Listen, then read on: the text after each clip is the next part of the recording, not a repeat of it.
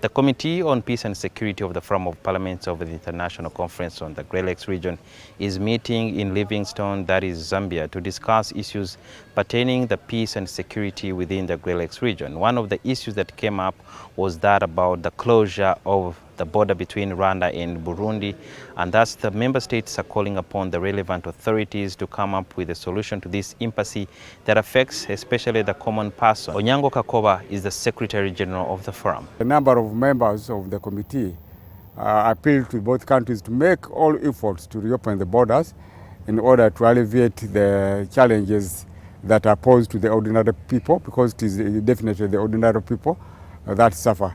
Secondly, of course, it is contrary to the issue of promoting free movement of people within the region. And that is not good, because not just ordinary people, but when you talk about ordinary people, you are talking even of goods and services. Another matter that came up was that about the terrorism within the region. It was pointed out that the Allied Democratic Forces, that is the ADF, is now linked to the ISIS terrorist organization, and thus calling upon for concerted effort in order to neutralize it before it teams up with other rebel elements operating within Eastern DRC, making a huge terrorist organization that would later wreak havoc within the region. To ensure that no other groups emerge up and link up with the terrorists, because if we have so many groups, if we have a number of groups that are linked to terrorists in the region, then it will be a challenge. Right now, the one that is well known is the ADF, but if another one came up, then it can be another problem altogether. So efforts should be made that to resolve the conflicts so that we minimize incidents where terrorist groups may increase in the region.